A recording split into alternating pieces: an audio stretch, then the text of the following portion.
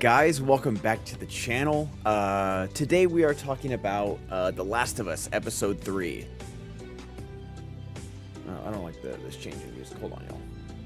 Let me just go back to regular lo-fi girl. So today it is Episode 3 of The Last of Us, and it's called... Oh my gosh, I still have pizza on my face. What am I doing? Is it gone? It is. Okay, it wasn't. It's just I think it's just a pimple. Anyways. We're here, guys, and we are talking spoilers for Episode 3, long time of The Last of Us. Now, someone, I think, clicked off. I think it was someone clicked off because I was doing video game spoilers. I will not be doing video game spoilers in this episode. I will talk about you know, the Bill parts of this episode, because this episode is about Bill and Frank, and I will be talking about the differences between the Bill in the video game than the Bill in the show. But other than that, I will not go any farther at all. I promise, no video game spoilers besides what we are shown in the show. I think we're gonna keep that going, where like I compare and contrast some of the, you know, the show video game stuff, but other than that, like we'll keep it same timeline. So this episode shows Ellie and Joel walking through the countryside, and they're headed to Bill's place, and Bill's got a little bit of like a compound. While Ellie and Joel are walking, they see basically this mass burn grave site where Joel says people were escorted away from town. Sorry, it's a little loud. Escorted away from town, and then if they didn't have any room in the quarantine zone, they were just killed because dead people can't turn into walkers or infected, whatever they call them. And right then they flash back to that town where all those people came from. And then you see Bill hiding out in his basement being like, I'm not going. I'm like, he seems like, they even say it in the show, like he's a bit of a doomsday prepper. And he completely makes the town his own, goes to Home Depot, gets everything set up, has booby traps, has security cameras, takes all the gasoline, everything. Like, he builds a fence around his part of town, basically like his little neighborhood, and just buckles down. But like, he's not, you know, living on canned peaches or tuna or anything. He's making himself some delicious meals. Like, I feel like even if I knew how to doomsday prep, I think the cooking would be my downfall of like making like these crazy intricate meals. But I think it said 4 years go by. So this was 2003 when the pandemic, not the pandemic, oh my God. When the fungi infection started. And then so 4 years later, 2007, one of his traps gets set off, and he finds Frank in one of his little booby traps. It's just a hole. He's not hurt or anything. He invites him inside after, like, Bill, when I say invite him inside, he's like very reluctant, like, I'll feed you and then you gotta get going. Like, he's a doomsday prepper. He's very, very paranoid, and rightfully so. Like, he's made it 4 years with nobody next to him, so he's doing it right. And this is where I thought where the video game comes in. Video game spoilers real quick, just about the Bill part, don't worry.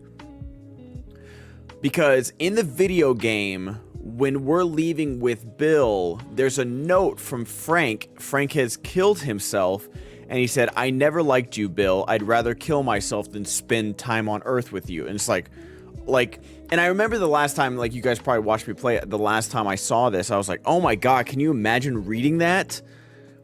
Like, you thought that, like, this guy just ran out on you, but instead, like, that's just, like, the cruelest thing. And I meant to not give Bill the note, but I accidentally did. Then I never read any notes the rest of the game because it was just the worst.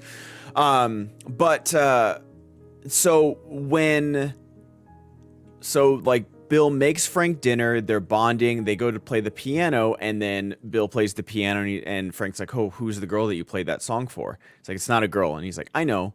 So, like, you know that he's gay, and I was like, is this guy just doing this to, you know, survive? You know, he sees the compound, he sees the great food, he sees, you know, the guns and everything, the protection, and it's like, people will do crazy things to survive, like, do whatever it takes. And so I didn't know if he was just using Bill, like, in the worst way possible to just get to survive. And so I was like, no, is this how this episode is gonna end? Oh my God, this is gonna break me in half. Like, just just because of the video game with how the note is like, oh, I always hated you, like I'm leaving on my own terms, like I never liked you ever. I thought that's how the episode was gonna end. He's like, I never loved you, I was using you for shelter, like, but even then I still couldn't stand you, or something terrible like that.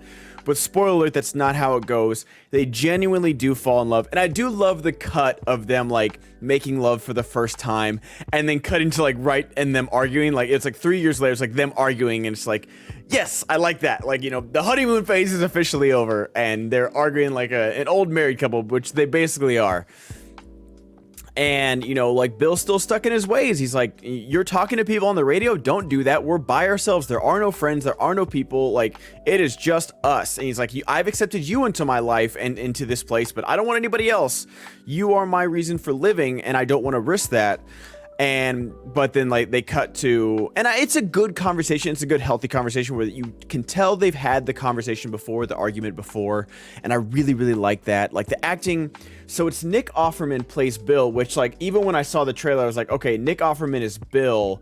I didn't know there was going to be a Frank because, you know, there's not really a Frank in the game. Frank is played by Murray Bartlett, an actor I am not familiar with, but he's incredibly handsome and he's really good in this show. Let's see. Welcome to Chippendales. That makes sense because he's ripped when he takes his shirt off. That was crazy. Nothing that I've seen. A lot of TV stuff, but no shows that I've seen. But he's really good in this episode. My gosh. And so, like, that's when they meet, you know, like another 3 years later. So it's like 10 years. 10 years have gone by, basically, since the infection started. So it's like 2013. And they're having lunch with Joel and Tess, and you know, Bill's basically got the gun on Joel, and they like, it's like Joel and Bill kind of see eye to eye of like, yeah, we really shouldn't trust each other, but we understand that maybe there might be mutual benefits. Meanwhile, Frank and Tess are like, it's so good to have a friend. Come inside, let me show you everything, have some more wine. And I like that. I like that dynamic because Joel is so obviously jaded from what happened at the very beginning of this. He's like, I don't trust anybody. The world is dead. You keep moving forward. And Bill's kind of like that too. Bill's kind of a doomsday prepper, so he's been waiting for this. And then, you know, Frank and Tess, like, they still have hope for the world. Yeah, it's a bad place, but you can still make it by with other people around you. So I like that. And then you like it goes like straight from there. Another few years, and Joel and Tess have like been trading with them for a while. They give them strawberry seeds. Bill's getting a little bit older. Frank, you know, they're trying to stay in shape by running around the neighborhood and everything. And I like that. I like that, you know, like Tess and Joel didn't move into the neighborhood. It's like, no. Like they keep them at a distance. They're, you know, they're friends. They trade with them. They communicate, but they're not like moving in next door. And then I'm not sure what happens to Frank, but he's in a wheelchair. It's some kind of sickness. I really don't want to speculate on what it is, but he has very poor outer, like he can move a little bit his outer extremities. He can still drink, but I think it's like slowly going away. And Bill's taking care of him. He's, you know, taking him to bed. He's, you know, feeding him. He's, you know, taking him inside when it gets too cold outside.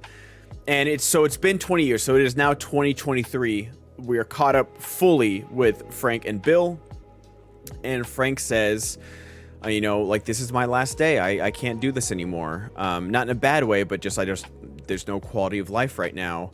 And they have like this beautiful day together, and he's like, at the end of the day, like, I want you to put these pills into my drink, and then I'll go. And then he, like, you see Nick Offerman pour the powder into the wine and stir it up. And then, you know, Frank takes it all in one gulp, and then Bill takes his all in one gulp. And he's like, oh, was it in the wine? He's like, yeah. And he's like, it's not like some, you know, poetic thing. I've served my purpose on Earth, and my purpose was to protect you and be with you. You were my purpose. And so that's it. It's too late to stop me. And they go to bed together, and it's the most freaking beautiful thing. And I always wondered, you guys have been with me since day one of saying, like, what changes are they gonna make? And this is one of the changes, and it's so good. It is so good. Like, I like Bill in the game. I think he's funny. I think his interactions with Ellie are funny. You know, he's an a-hole. He's paranoid. He's living in this town. He's dirty and grimy, and you know that's the world they live in the game. And this Bill, I also love. I love that he is a doomsday prepper, but he has a refined sense of like how to cook, and he can play the piano. And him and Frank are in love. And like I said, I was so scared that Frank was going to be using him like for protection and shelter, because he'd been, you know, by himself for 2 days with no food, like trying to make it to Boston. And it wasn't that. And it was beautiful. And it was so sad, and it was heart-wrenching, and it was done so well. And the performance by Nick Offerman and, I'm sorry, I'm forgetting his name again, Murray Bartlett, there's like, you believe they were together for 20 years, or, you know, 16, 15 years. Like I forgot that it was like a few years after the episode started, but you believe all of that. You really do. And it's so dang good. It really is. Like, this episode was perfect. The changes they have made to this game, to this absolutely perfect narrative, acted, scripted game, I have zero notes about. The more time we spend with Sarah at the beginning, the talk show explaining what the fungi could do to us, and then the scientist and the military talking about what's going to happen next, and she just says bomb it, and it's just like, oh, it's so good. The extra stuff, because the entire game is told from Joel and Ellie's perspective, and I love that we're getting more and more of this world, and the stuff we get with Frank and Bill is just, it's just so good. It's really just so good, and I'm so glad they're adding things where they need to, when there's nothing that needs to be added to this game because it's so great, but nothing they feel is like feels forced, feels like, oh well, we got to change this or we got to do that. It's like, no, this is perfect, and I can't wait for next episode. I was already excited for this show. I liked the first 2 episodes, but this was it. This was the hook. You know, shows have been releasing 3 episodes like Drop, and I would understand if they did that, but they didn't need to, because that was this good. That was this good. I don't know what I'm saying, but that's my review, guys. I hope you guys enjoy it. Let me know what you guys are thinking of The Last of Us, and if you guys enjoyed this one. So again, I'll only be doing video game spoilers. I don't know if I'll be doing one every week, but after the second episode, I wanted to talk about it, and after this divine piece of art, I wanted to talk about it because it was just so good. Oh, and then Joel and Ellie show up. They see the note, and they... Oh, that's one more thing, is that Bill says in the note to Joel, he's like, Joel, if you find this, because you're the only one that knows the electrified gate code, men like us, like we were never friends, but men like us are put into this world to protect other people. So protect your one person. And he says, protect Tess with everything you've got. And now we know that his new person is going to be Ellie. And that's good. That's real good. That's some good stuff right there. So I cannot wait for the next episode. Truly cannot wait for the next episode. Like, this is now appointment television. I did not know if it was going to be, but now this is appointment TV where I don't want any spoilers, because even though you've played the game, they can change a lot, because this is a huge change from the game. Like, as big as, like, literally opposite day of the game when it comes to Bill and Frank, and I am completely okay with it. It is better. It is absolutely better than the game. I will say that. In the game, you realize just like how hard, it's just like another gut punch of like how harsh this world is. But you know what? There still is beauty in the world, no matter how harsh a world can be. And I like that too. I really do. Thank you guys so much for watching. Thank you guys for being patrons. And I might do like a trailer reaction to that Boogeyman trailer, because that looked terrifying as all get out. Oh my god, I'm like scared to do it. But then we are continuing doing the Oscar run. I just did Fablemans, so we should have some more out too, guys. Thanks so much for watching. Bye-bye.